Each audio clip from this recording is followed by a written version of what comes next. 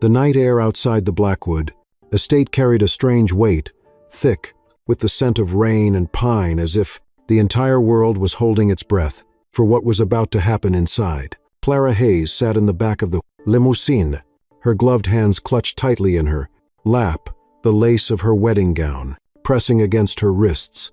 She had never imagined her first night as a bride would feel like a funeral march, yet each passing second confirmed that this marriage was not born of love or even choice. It was duty, debt, and the quiet desperation of her family clinging to survival. At 22, she was supposed to be chasing dreams, not facing nightmares. When the heavy iron gates opened and the car rolled along the winding driveway, Clara's heart thudded with a dread she could not name. The mansion rose before her like a cathedral, carved of shadows. It had towers and windows that reflected no light, walls that whispered of secrets too dark to survive daylight. The driver opened her door, but Clara hesitated, her legs trembling beneath the weight of satin. She took a step, and the click of her heels echoed against the marble stairs. Somewhere above, thunder cracked, as though the sky itself warned her to turn back. Inside, the corridors were dim lit, only by sconces casting amber light across portraits of stern ancestors. Every footstep sounded intrusive, unwelcome, as if the house resented her presence. Two maids hurried past, carrying folded linens, their heads bent, together in hushed conversation. Clara caught the murmur, faint but clear, enough to wound. One whispered to the other, "He broke his last wife on their wedding night." The words sliced through her composure like glass. She froze her hand, clutching the banister as though it might hold her upright. Her mind spiraled with questions she dared not ask. Was it rumor, exaggeration, or cruel truth? She wanted to demand clarity, but the maids disappeared down the hall, leaving her alone with the echo of their words. The phrase repeated in her head, heavy and relentless, "broke his last wife." Clara had heard enough stories about Alexander Blackwood to know that his cold reputation was not a fabrication. Business articles called him the Ice King. Employees described him as ruthless, efficient, without a trace of warmth.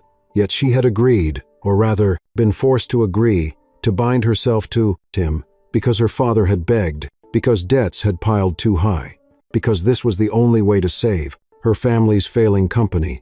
Clara's breath caught when she reached the door to the master suite. It was tall, carved oak, looming like the entrance to a tomb. She swallowed hard and pushed it open. The room inside was grand and sterile, decorated in shades of gray and black, with a fire flickering in the hearth that gave off little warmth. A crystal chandelier sparkled overhead, but seemed almost mocking in its beauty. Then she saw him. Alexander Blackwood stood near the fireplace, his broad shoulders outlined by the firelight. He was dressed in a black suit jacket, unbuttoned tie, discarded, yet there was nothing relaxed in his posture. He looked carved from marble, severe, jawline hair, dark as ink eyes, sharp enough to slice through her trembling composure. Those eyes landed on her, and Clara felt as if every fragile defense she had built collapsed in an instant. For a moment, there was only silence. The flames crackled. The storm outside whispered against the glass, and Clara's heartbeat thundered in her ears. Then he spoke, his voice, deep and cold, a blade, cloaked in velvet. "You're trembling. Good. Fear keeps people honest." The words struck her harder than the maid's. Whisper. Honest. What honesty could she offer him when she was here only because she was a pawn in a deal struck between men? She wanted to protest, to insist she was not afraid, but her lips refused to move. He watched her with an unreadable expression, one hand sliding into his pocket, the other resting lightly on the mantel as though he had all the time in the world to watch her squirm. Clara took a cautious step into the room, her gown brushing across the polished floor. The train of lace trailed behind her, like the tether of a prisoner. She forced her voice steady, though it cracked against her will. I came because my family needed me to. It was a pitiful truth, but the only one she had. Alexander tilted his head slightly, a gesture that might have been curiosity or disdain. His silence pressed against her, thickening the air until she felt she might suffocate under it. The fire popped sparks, leaping upward like frightened birds.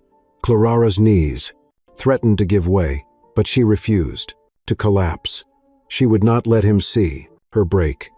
Not on this night, not when. Everything inside her screamed that she was already broken. The distance between them felt impossible, though only a few steps separated her from the hearth. Where he stood, Clara clutched the edge of her veil, twisting the fabric between her fingers. She thought of her mother, gone too soon, who had once told her that fear could be fought by standing tall. But her mother had never faced a man like Alexander Blackwood. She forced herself to meet his gaze, though it burned like staring into ice. "Do you expect me to fear you?" she asked her, voice trembling despite her attempt at courage. A faint curve touched his lips, not a smile, but something colder. "Expectation is irrelevant," he replied. "Fear is instinct. You already feel it." The words dropped like stones in her stomach. Her heart pounded so loud she was certain he could hear it. She wanted to run, to flee into the storm and never return. But her father's pleading voice chained her in place. This was her duty. This was her cage, and now she was locked inside with the man the world called the Ice King. The fire snapped, again casting light across his face. For an instant, Clara thought she saw something flicker there, something human, a shadow of weariness. But it vanished as quickly as it appeared, replaced by the mask of control he wore. Like armor, he turned slightly, lifting a crystal glass from the table, sipping amber liquid without breaking eye contact. Clara's throat was dry, her palms clammy inside silk gloves. She took another step forward, then another, until the gap between them closed to only a few feet. The flames painted his features in gold and shadow, making him appear both angelic and demonic. He set down the glass and spoke again, softer this time, but no less piercing. "You entered my house, knowing who I am. Do not pretend surprise when I am exactly that." Her lips parted, but no answer came. She realized then that the horror was not only in his words, but in the truth they carried. She was no longer Clara Hayes, the girl with sketchbooks and hidden dreams. She was Mrs. Blackwood, bride to a man colder than stone, bound by vows spoken under chandeliers and the heavy weight of obligation. Outside, the storm raged, lightning cutting across the sky, thunder rolling like a warning drum. Inside, Clara stood at the edge of a night she could not escape, her body trembling, her heart racing, her soul whispering prayers into silence. The maid's words haunted her, still echoing in every flicker of fire. Light. He broke his last wife. Would she to be next? She did not know. She only knew that this night, this man, and this house had already swallowed her whole. Clara stood frozen in the firelit room, her pulse hammering in her ears, as Rond of the Lozen hammering in her ears. Alexander Blackwood's words echoed in the silence. Fear keeps people honest. She felt as if the walls of the suite were closing in, as though her very skin was too tight for the dread crawling beneath it. This was the night she had dreaded since the engagement was announced, the night whispered about in every corner of her mind. Her father had insisted it was necessary, her siblings had looked away, and now she was here, facing the man the world called the Ice King. She expected him to advance, to demand his rights, to claim her as nothing more than a transaction. Fulfilled. Her breath shook as he set down the glass, the ice clinking softly against crystal. He turned toward her, each step deliberate, his gaze locked to hers, and Clara braced herself as though for impact. Her fingers clenched the veil so tightly the lace nearly tore. The sound of the storm outside seemed to sync with her heartbeat. Louder, faster, building towards something inevitable. Alexander stopped only inches from her, his presence overwhelming. she closed, her eyes, the weight of expectation, pressing down like stone. But then she felt something unexpected. Warmth, fabric, the soft brush of wool over her shoulders as he slipped his jacket from his body and draped it around her trembling frame. Clara's eyes flew open, in shock. He was not reaching for her as she had feared. Instead, he was covering her, shielding her from the chill that had nothing to do with temperature. The fire crackled louder as if mocking her confusion. Alexander's hands lingered only long, enough to settle the coat around her, then fell back to his side. He did not touch her skin. He did not demand anything. He only looked at her, expression unreadable, as though weighing something in the balance of silence. Clara struggled to breathe, words tangling on her tongue. I don't understand, she whispered. His reply was calm, deliberate, spoken with the authority of someone who did not waste breath on empty words. Everyone thinks this night is mine, he said. His voice carried a low, steady resonance that seemed to vibrate against the walls. They are wrong. It is yours. You set the rules here. Clara's lips parted in disbelief.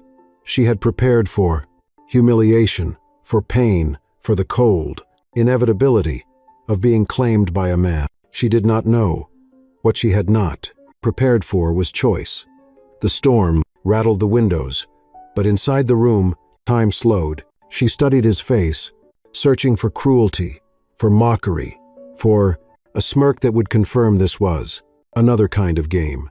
Instead, she found only the steel of restraint, the discipline of a man used to controlling not only his empire but himself. He turned away before she could respond, moving to the mantel, where he reached up and pinched the flame of a candle between his fingers. The light sputtered and dyed shadows, stretching across the suite. He moved to the next, extinguishing them one by one, until the room was lit only by the fire in the hearth.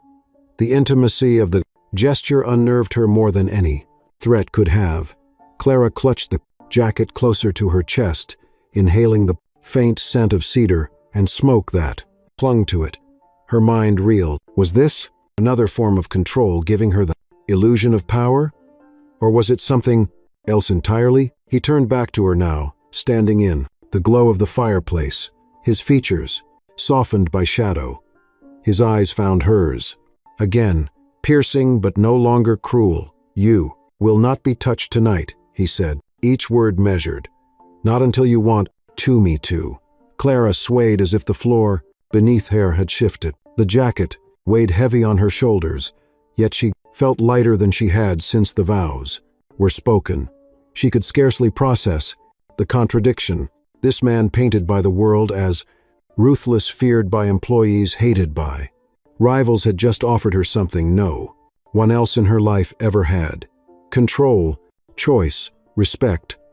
For a long moment, she could not speak. The storm outside filled the silence, rain drumming against the glass. Finally, she found her voice, faint and uneven. Why? It was the only question that mattered. Alexander's jaw tightened, his gaze steady. Because fear may keep people honest, he said, his tone softer than before. But respect keeps them whole. I will not break what is not mine to break. Clara's chest constricted, her breath catching on a sob she refused to release. She wanted to believe him. She wanted to trust that beneath the ice there was something human. But trust was dangerous, and she had already surrendered too much by standing here.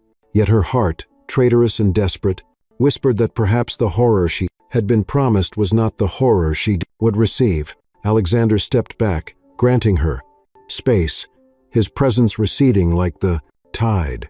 He lifted the crystal glass once more, sipping quietly as though the conversation was over, as though he had said all that needed to be said.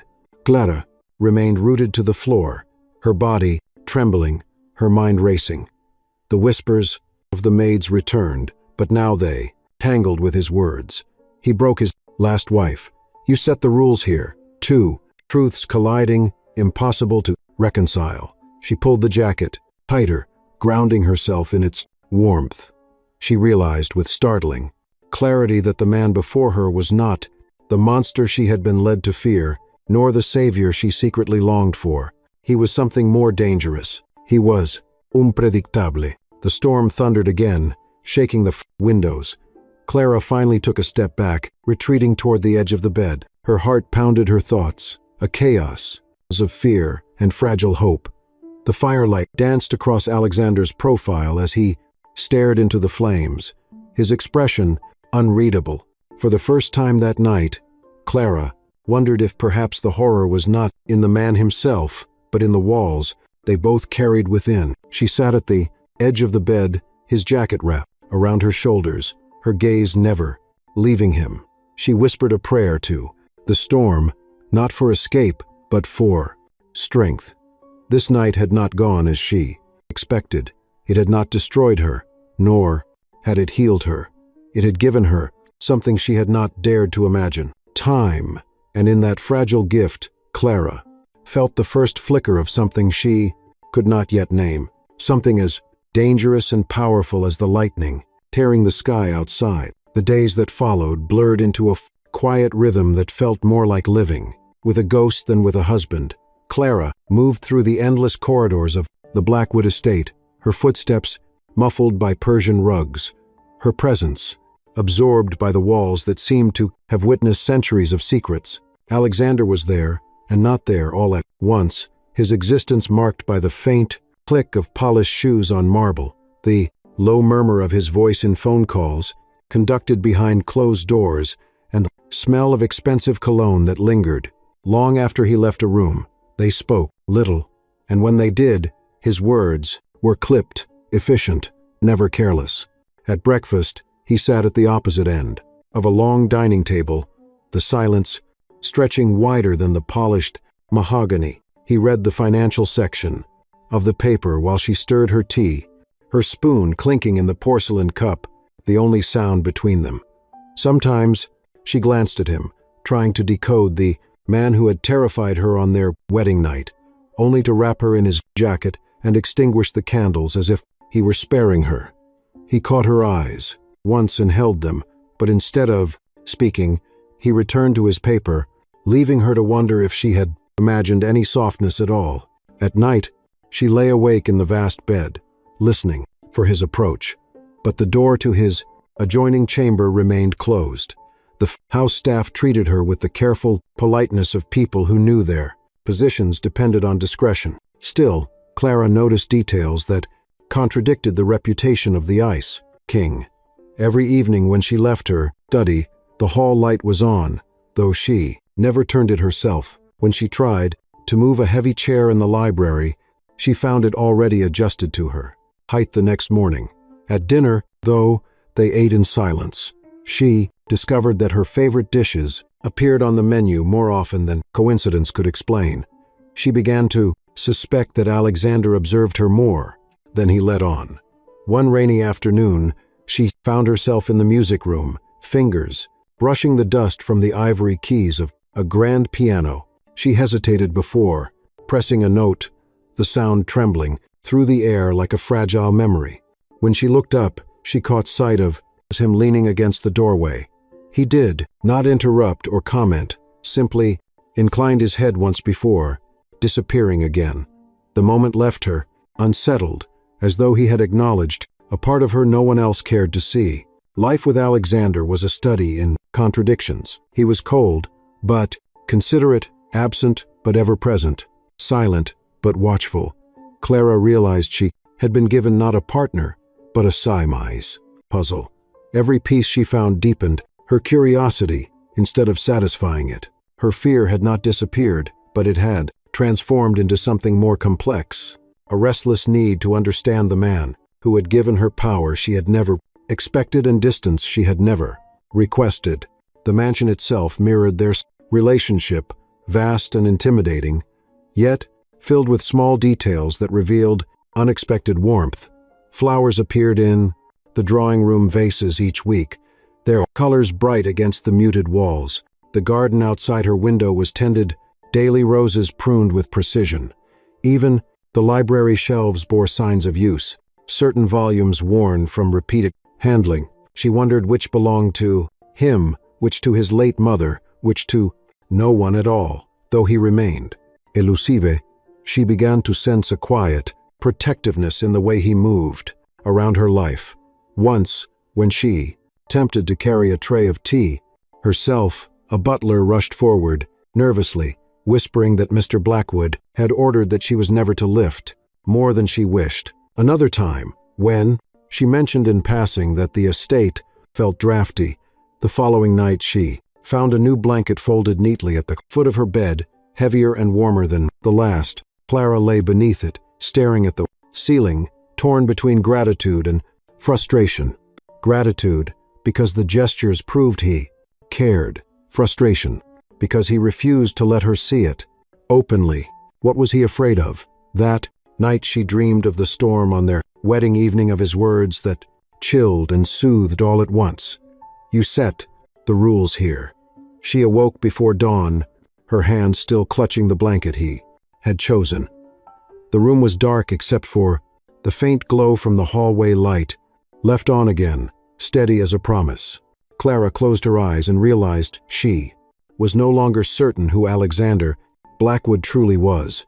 Stranger, protector, enemy, or something else entirely. The question consumed her more with each present passing day, and though silence surrounded them, her heart whispered that perhaps the answer would come not in what he said, but in what he did. Clara's curiosity sharpened into something heavier the morning she ventured beyond the estate's walls and discovered Alexander in a place she never imagined. She had told the driver she wanted to see the city to escape the suffocating silence of the mansion, and though he hesitated, he obeyed. The car stopped outside a private hospital where Alexander's name was etched into the donor plaque by the entrance. Clara entered half-hidden beneath a scarf and followed a corridor where hushed voices and antiseptic scents filled the air.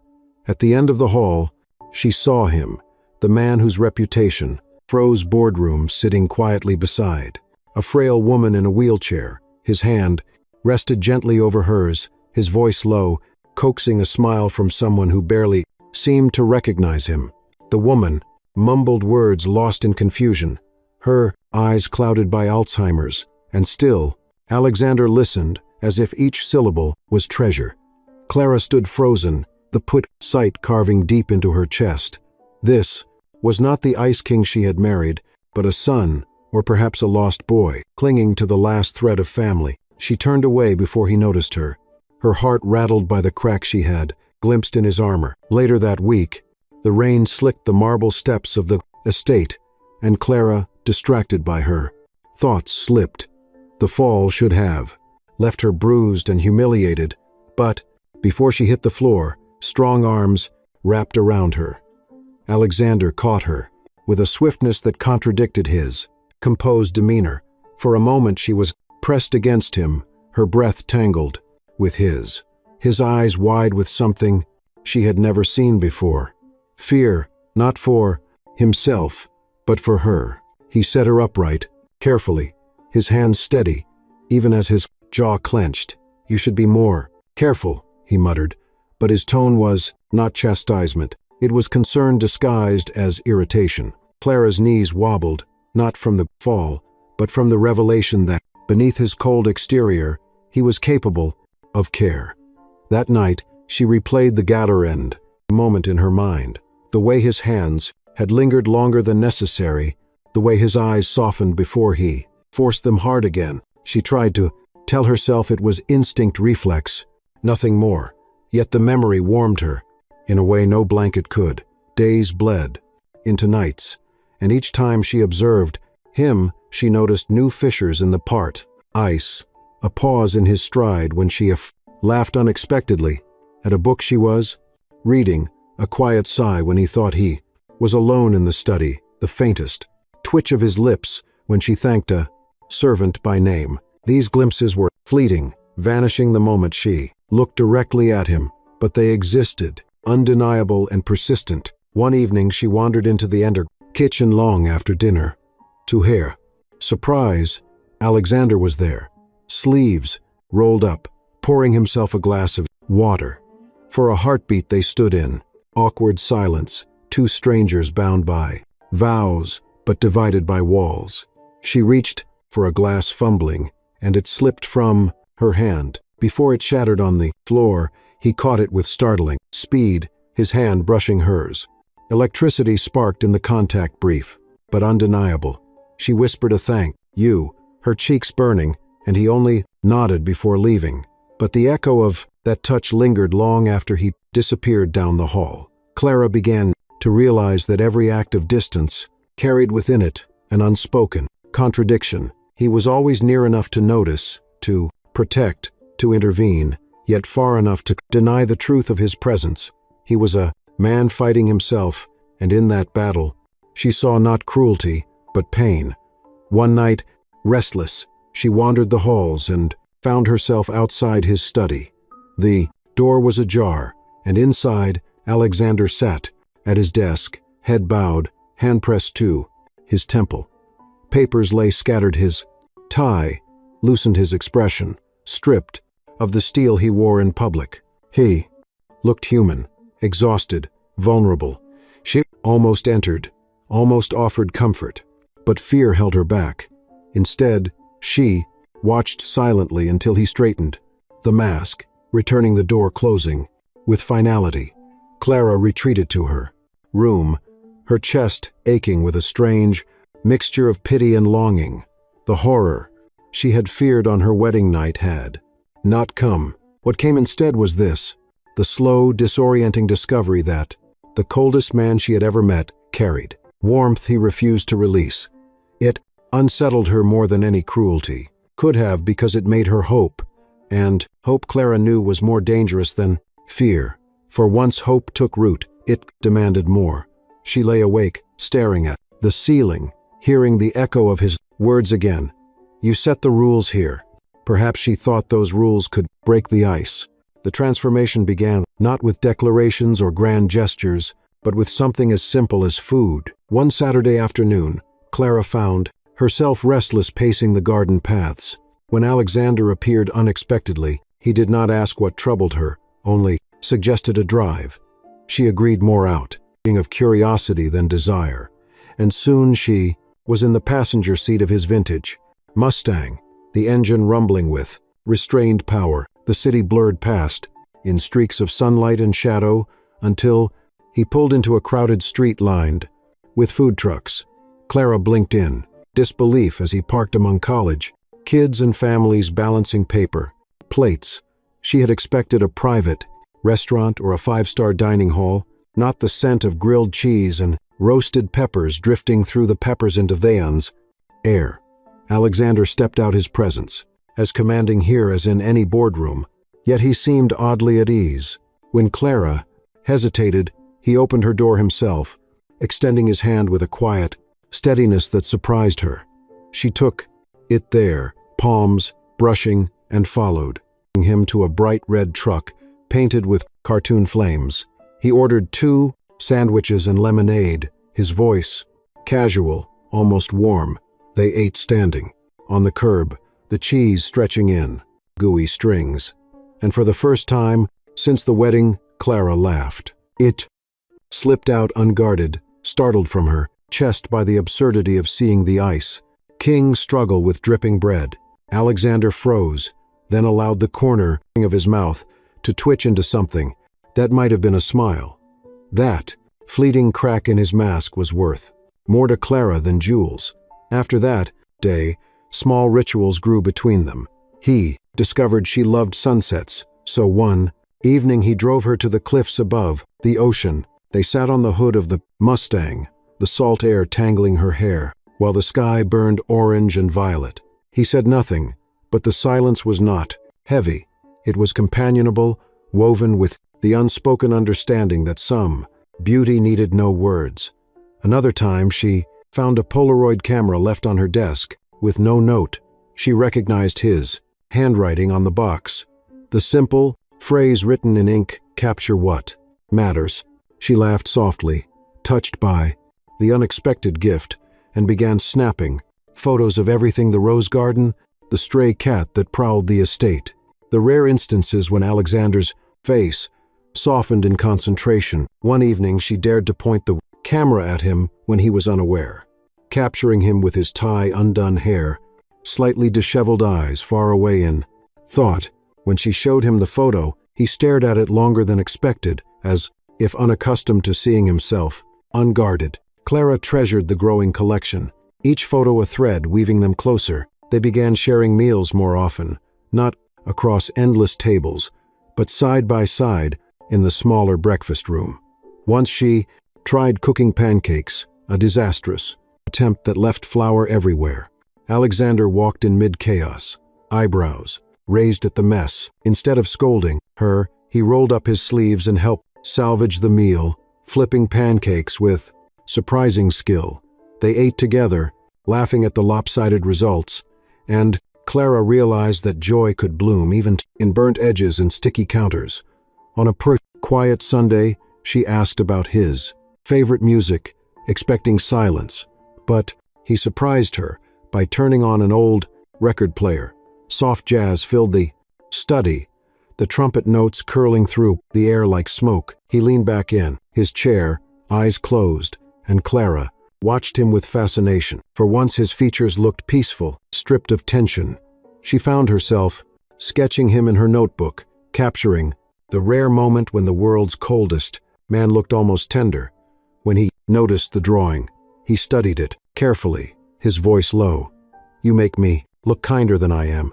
She met his gaze and whispered, "Maybe you are kinder than you let yourself be." He said nothing, but she saw the truth ripple through his eyes. Bit by bit, the mansion changed. What had once been a cage began to feel like a home, not because the walls softened, but because the space between them filled with ordinary intimacy. He would pass her in the hall and place a book into her hands, saying only, "You might like this." She would leave a Polaroid tucked into his briefcase, a candid shot of the garden, a reminder that life was more than mergers and meetings. Clara began to feel alive again, her laughter less foreign, her heart less heavy. Yet, beneath the warmth lingered questions she dared not ask. Why had he given her choice that first night? Why did he protect her from the shadows, yet refuse to step fully into the light? With her, the answers remained locked behind his eyes, but the cracks in the ice widened daily, and Clara could not help but believe that one day the entire facade might shatter. As she lay in bed one night, flipping through Polaroids of sunsets, pancakes, and half-smiles, she realized that what terrified her on her wedding night was not horror at all. It was the possibility of hope. And hope, she thought, was more dangerous than fear, because it demanded she keep reaching for more. The evening that shifted everything began with a storm that kept Clara awake long after midnight. Rain lashed against the windows of her bedroom, thunder rolling like distant drums. But what unsettled her most was the quiet inside the house. The Blackwood estate was rarely peaceful, filled with the steady movement of staff and the sharp edges of Alexander's presence. Yet that night it felt suspended in an uneasy stillness. Clara rose from bed wrapping a shawl around her shoulders and wandered into the dimly lit hallway. She found herself outside the study, the door ajar, light spilling into the corridor. She hesitated, but curiosity drew her closer, and when she peeked inside, she saw Alexander sitting at the desk, his tie loosened, his head bowed into his hands. Papers were scattered across the surface, the fire beside him reduced to embers. He looked not like the unshakable Ice King, but a man burdened by ghosts. Clara stepped into the room, the floor creaking slightly. His head lifted, eyes narrowing for an instant, before softening when he recognized her. "Couldn't sleep?" he asked, his voice rough with fatigue. She shook her head and moved closer, unsure if she was intruding, but unwilling to retreat. For a moment, they sat in silence, the storm filling the gap between them. Finally, Clara whispered, "I used to draw when I couldn't sleep. It was my escape." Alexander's gaze lingered on her, prompting her to continue. She spoke of her childhood of nights spent in a small apartment above her father's failing store, of sketchbooks filled with dreams she could never afford to chase. She told him how her mother's laughter used to fill the rooms before illness took her away, leaving behind a silence that never healed. Her voice cracked when she admitted she had agreed to this marriage, not because of duty alone, but because she had believed, perhaps love, might find her even in the strangest of places. He listened without interruption, his expression unreadable, but his eyes sharp, absorbing every word, as if storing them carefully. When she finished, she expected dismissal, maybe, even mockery, but instead he leaned back in his chair, exhaling slowly as though releasing years of restraint. "I never believed in escape," he said finally, his tone low and steady. "When I was a boy, my father taught me that weakness invited ruin. My mother tried to shield me, but he broke her spirit until she left. I told myself I didn't care, that I didn't need her. But the truth is, I never forgave myself for not protecting her." Clara's breath caught at the rawness in his words. He rarely revealed anything personal, yet now he laid bare wounds carved deep into his past, his hands clenched on the armrest knuckles, white as if even memory demanded control. "I learned to survive by freezing everything inside," it continued. "Feel nothing, want nothing, build an empire, and no one can hurt you." His voice faltered, and Clara realized she was witnessing a confession he had never shared with anyone. Tentatively, she reached across the desk, placing her hand over his. The contact startled him, his muscles tensing, but he did not pull away. His eyes dropped to her hand, delicate against his scarred knuckles, and for once he allowed the silence to stretch without filling it with walls. Clara whispered, "You are not weak for feeling. You are human." His jaw tightened as if the word itself was foreign.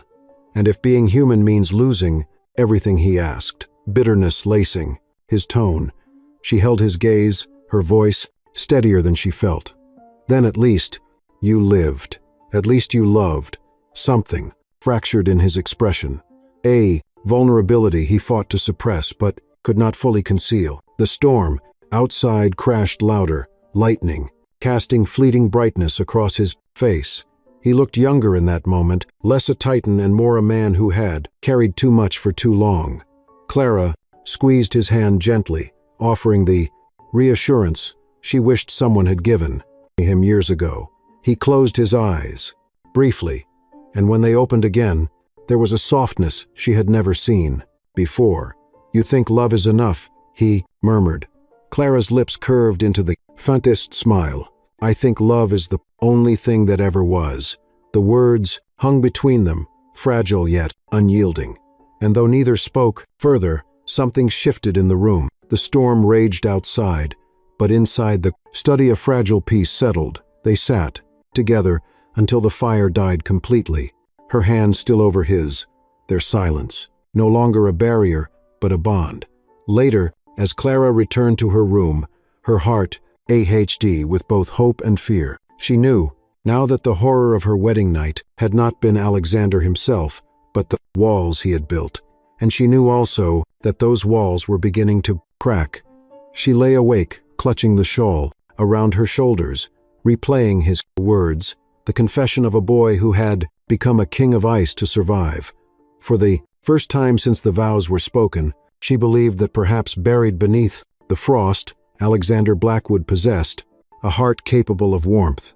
She drifted into sleep with the storm still raging, but her dreams were gentler, filled not with dread, but with the possibility of healing. The days following their midnight confessions felt different, though neither Clara nor Alexander openly acknowledged it. The silence between them was no longer suffocating, but threaded with unspoken understanding. She caught him watching her sometimes, his eyes less guarded, and when she smiled in return, he did not turn away as quickly. Yet just as warmth began to bloom, the chill of reality crept back in the form of Richard Blackwood. The patriarch arrived, one afternoon without warning, his presence filling the estate with a presence filling the estate, heaviness Clara could not ignore. He strode into the great hall with a cane, more for theatrics than need his tailored suit, immaculate his gaze, sharp enough to slice through marble. Clara stood at the top of the staircase when he entered, and for a fleeting second their eyes locked. She saw no kindness in him, only calculation. Richard dismissed her with a flicker of disinterest before focusing on his son. Alexander's posture stiffened, the mask of the Ice King snapping back into place. Father and son retreated to the study, the door closing like a gavel, and Clara paced the hall outside, straining to hear. Their voices rose, muffled, but distinct enough to make her stomach twist. Richard's tone was cold, commanding. "You forget yourself? Alexander, marriage is not about sentiment. It is about leverage. This girl is upon nothing more. Do not confuse convenience with affection." Alexander's response was lower, a growl beneath his words. "She is my wife." Richard scoffed, his laughter echoing through the wood panels. "Your wife is a tool. You do not marry for love. You marry for power. And if you let emotion cloud your judgment, I will remind you how quickly pawns can be removed from the board." Clara's chest constricted, each word stabbing deeper.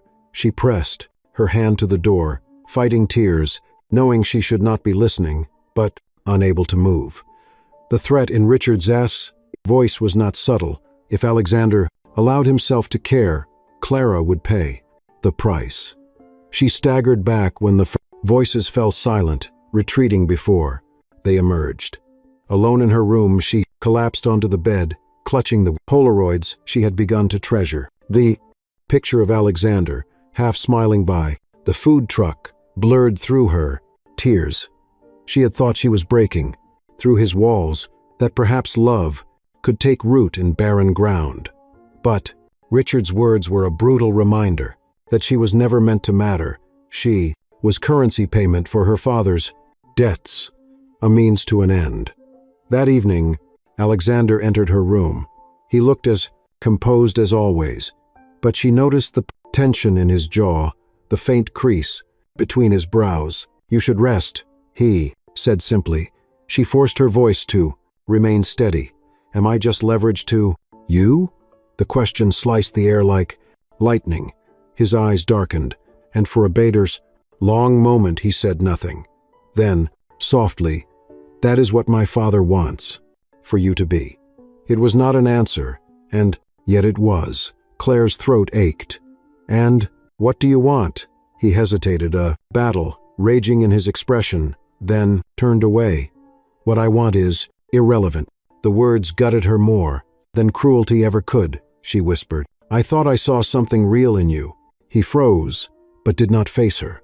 Instead, he left, closing the door behind, seeing him with finality. Clara sank onto the floor, her body trembling, the echo of Richard's threat suffocating her. The cracks in Alexander's ice had revealed warmth, but now she feared it was warmth that could never reach her. The next days passed in a blur of avoidance. Alexander buried himself in work, rarely appearing outside the study. When he did, he was cold, polite, untouchable. Clara wandered the estate aimlessly, her hope withering under the weight of doubt. Every glance at the Polaroids hurt, every memory of laughter tainted by the reminder that she was nothing more than a pawn. One evening she found herself back in the music room, hands trembling on the piano keys. She played softly a melody her mother had once sung. The notes wavered, breaking with her tears. She sensed Alexander at the doorway, but did not stop. When the final chord faded, she whispered without looking at him, "I will not be your father's pawn." The silence stretched before he finally spoke, his voice a mix of anger and despair. "You don't understand the danger." She turned eyes, fierce through her tears.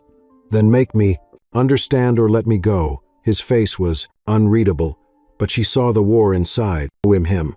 He wanted to protect her, yet refused to admit he cared, and in that refusal lay her answer. She rose from the piano, wiping her eyes, and whispered, If you cannot choose me over him, I will choose myself." With that, she left the room, her footsteps echoing through the halls, each step pulling her further from the fragile hope she had built. In the silence that followed, Alexander stood rooted in place, the mask on his face, hiding the truth that, behind it, his heart was breaking, too. The confrontation with Richard and the silence that followed of Clara Hollow, the mansion that had begun to feel less like a cage and more like a home now, suffocated her with every echo of her footsteps. She could not erase Richard's words from her mind, could not forget Alexander's refusal to answer when she asked what he wanted. Days turned into weeks of half-spoken sentences and cold nods. Across the dining table, Alexander seemed determined to bury himself in work papers and phone calls, replacing conversation. The study door locked more often than Prakit. Not. Clara tried to reach him at first, waiting in the music room with the Polaroid camera, cooking small meals in the hope he would join her. But he did not come. Each rejection cut deeper, until she stopped trying altogether. The hope she had nurtured with food, trucks and sunset drives, shriveled into something bitter. One night she confronted him in the Sefit hallway, her voice trembling with both rage and despair. "I won't be a pawn in your father's game," she said. He froze his jaw tight, his eyes flashing with something unspoken, but he did not argue. He only said, "You are safer if you stay." The words shattered her. Safer was not love. Safer was not choice. Safer was another cage, with gilded bars. "Then I'd rather risk danger than live like this," she whispered, her voice breaking. She walked past him, her gown brushing against his suit, the distance between them widening with each step. Alexander did not follow, his fists clenched at his sides, nails biting into his palms, but he remained still as marble. In that moment, Clara realized he would not fight for her. Perhaps he believed it was for her protection. Perhaps he feared his father too deeply. But either way, the result was the same. She was alone. The next morning, she packed a small suitcase, placing her Polaroids carefully inside. The roses in the garden swayed in the breeze as she descended the steps, her heart heavy yet resolute. The driver looked shocked when she told him to take her to the train station, but he obeyed without question. Clara did not look back at the mansion. She could not bear the thought of Alexander standing at a window, watching her leave, doing nothing to stop her. The city was loud, chaotic, and indifferent, but in its noise, she found a strange sense of freedom. She rented a small apartment near the art district, its walls bare and humble, nothing like the grand halls of the Blackwood estate. For the first time in months, she breathed without feeling the weight of expectation pressing down. Yet even in her newfound independence, Alexander haunted her. Every time she picked up a femse pencil, her sketches turned into his profile. The crease in his brow, the rare softness of his half-smile. She tore the pages from her notebook in frustration, scattering them across the floor. But the images returned again and again. Nights were worst. She lay awake, clutching the Polaroid camera, scrolling through the photos she had taken. His laugh caught mid-bite at the food truck, his gaze on the horizon. At the cliffs, the blurred candid of him pouring coffee. In the kitchen, each picture was a reminder of what could have been, if only he had chosen differently. She told herself she hated him, that she was better without him. But the ache in her chest betrayed her.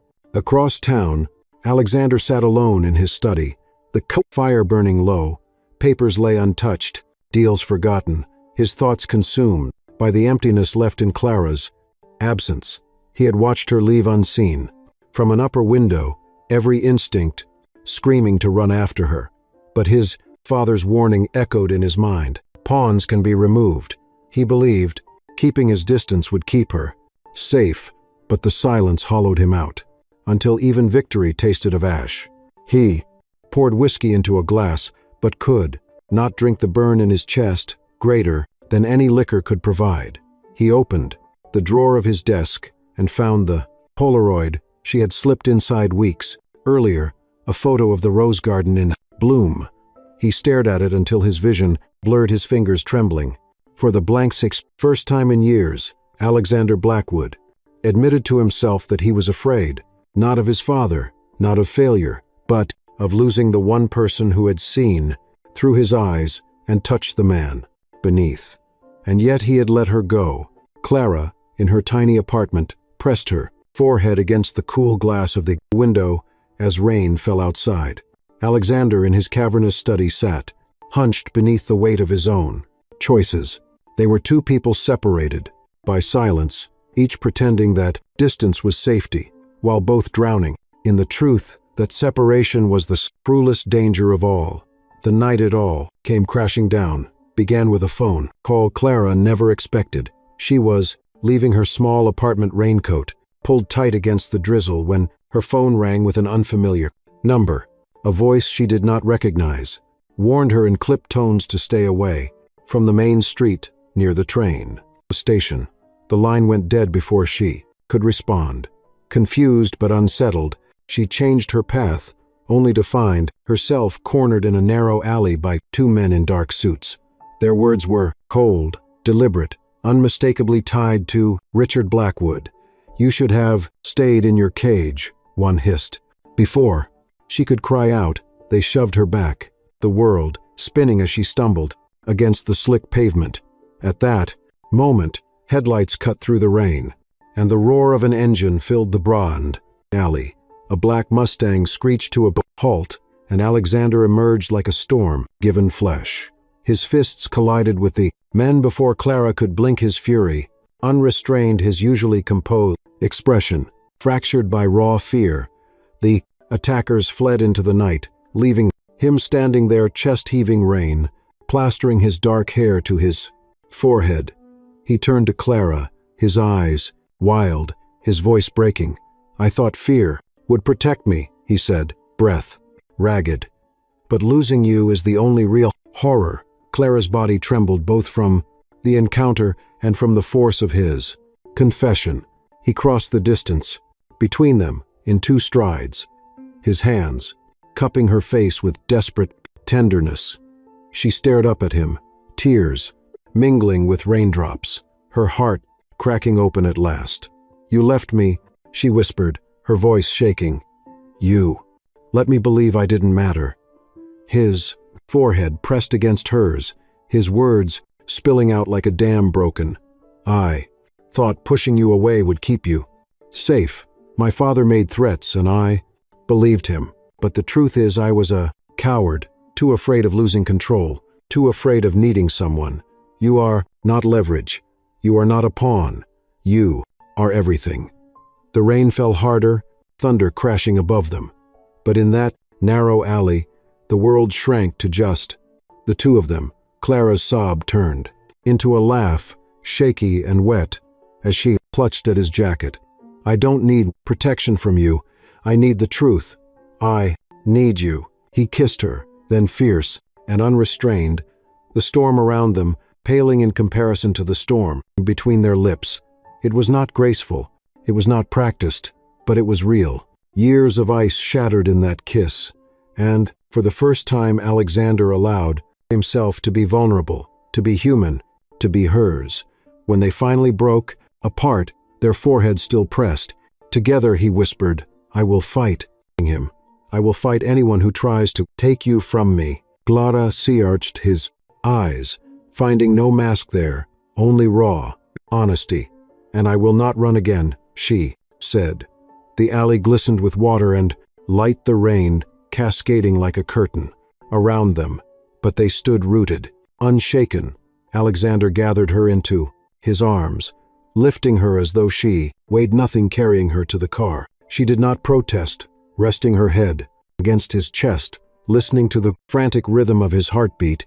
For once it matched her own. The drive back to the estate was silent, but it was not the silence of strangers. It was the silence of two souls who had finally confessed the truth, who no longer needed to fill the air with pretense. When they arrived, Clara looked at the looming mansion and felt no fear, not because the house had changed, but because she was no longer facing it, alone. Alexander helped her inside his hand, never leaving hers. The fire roared in the hearth as he guided her into the great hall. "This ends tonight," he said firmly, his voice no longer the icy tone of the Ice King, but the steady promise of a man who had chosen love over fear. For Clara, the horror of her wedding night seemed like a memory from another life. What had once been a story of dread was now transformed into something far more dangerous and far more precious. Hope. She looked at him, her heart aching with fierce clarity, and whispered, "Then let us end it together." In his answering gaze, she saw the truth.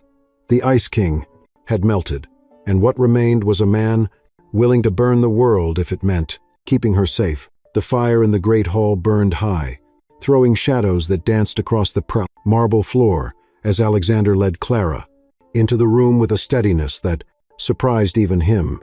He had lived his life in control, in silence and ice. Yet, tonight the facade had cracked beyond. Repère. Clara stood before him, her hair damp from the storm, her eyes luminous with both fear and hope. He reached for takes.lubravox.org, her hand, rough fingers trembling as they enclosed her delicate ones, and whispered words that carried more weight than any vow spoken at their wedding. "I almost lost you because I thought distance was protection. I almost destroyed us because I thought love was weakness. But I was wrong. I will never let you believe again that you are a pawn. You are my choice, my heart, my beginning." Her breath caught, and she lifted her free hand to his cheek, tracing the stubble there with a tenderness that made his chest ache. "I was afraid of this night," she admitted, her voice soft but steady. "Afraid of you, afraid of myself, afraid of the world. But I am not afraid anymore. Not if it's with you." The admissions stripped the air of every barrier, leaving only truth. He bent his head and kissed her slowly, reverently, as if memorizing the shape of her lips. The kiss deepened a fusion of apology and promise of desperation and release. When he pulled away, he whispered the question that mattered most. "Are you sure?"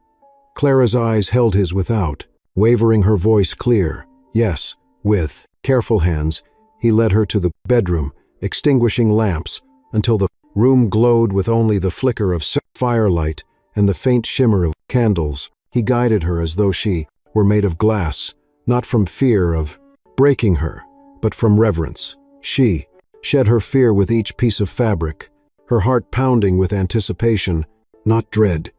He kissed her forehead, her temples, her hands never rushing, never demanding, waiting for her to guide the moment. When she finally pulled him closer, the barriers collapsed completely. Their first night together was not marked by horror, but by healing. There was no cruelty, no conquest, only the quiet miracle of two souls choosing to meet where pain once reigned. When the fire burned low, they lay entangled beneath the sheets, her head resting against his chest, his arm wrapped protectively around her. She whispered into the silence, "I was afraid of this night. Until you." He pressed a kiss to her hair, his voice husky. Love was never the horror, it was the cure. Sleep came slowly, tender and unbroken. The following days were different. Alexander did not retreat behind his mask, and Clara did not shrink into the corners of the mansion. They moved through the house together, sometimes in laughter, sometimes in quiet companionship, yet they both knew the battle was not over. Richard Blackwood loomed like a shadow over every tender moment.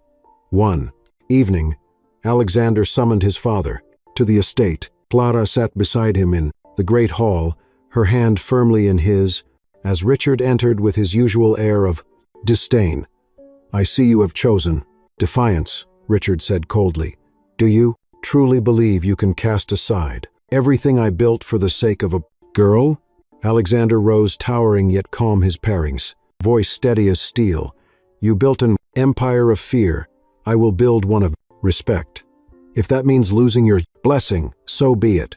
Richard sneered, his eyes flicking to Clara. "She will drag you down." Clara spoke before Alexander, put her voice unwavering. "No, he rises because he finally has something worth fighting for." The silence that followed was thick. Richard's gaze hardened, but for the first time he seemed to see not just his son, but the woman who refused to cower. With a bitter shake of his head, he turned away. "Then do as you will, but do not expect forgiveness when it crumbles." He left without ceremony, his footsteps echoing down the corridor. Clara exhaled shakily, her heart racing, but Alexander squeezed her hand, his eyes meeting hers with quiet certainty. "We have already won," he said. 3 months later, the estate was transformed, not with marble or chandeliers, but with ribbons, flowers, and music. Friends gathered in the Brocking Two garden behind the old auto garage Alexander had once rebuilt with his own hands.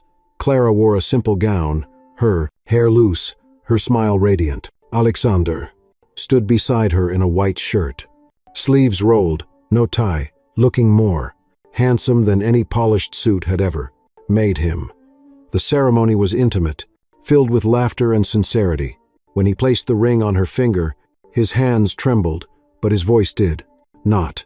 "I vowed to choose you every day, not because of duty, not because of expectation, but because life without you is no life at all." Clara's eyes shimmered as she whispered her vow in return. "I vow to remind you that love is not weakness, but strength. I vow to walk beside you even when the path is storm." When applause and cheers erupted, but the world shrank to just the two of them, eyes locked, heart steady. Later, as the sun dipped toward the horizon, Alexander led Clara down a narrow path to the beach behind the property. The sand was cool beneath their feet, the waves whispering against the shore. He bent to lift her shoes away and helped her step, barefoot onto the sand. She clung to his prapal arm, unsteady, but he held her with unwavering strength. "I never thought I would feel this again," she whispered, tears filling her eyes as her toes sank into the grainy earth. "Every step I take, I want to take with you," he said, his forehead pressing gently to hers. "And when you fall, I will be there, always." Together they walked hand in hand, leaving a trail of footprints that the tide could never erase. That night, as the stars bloomed above and the world settled into silence, Clara leaned against Alexander and breathed deeply of the salt-kissed air. She had entered this marriage, trembling with fear, bound by obligation, convinced her life had ended. But in choosing each other, they had discovered that even in the darkest of nights, love could light a fire strong enough to chase away horror. Love was not the weakness Richard Blackwood had claimed. It was strength, courage, and freedom.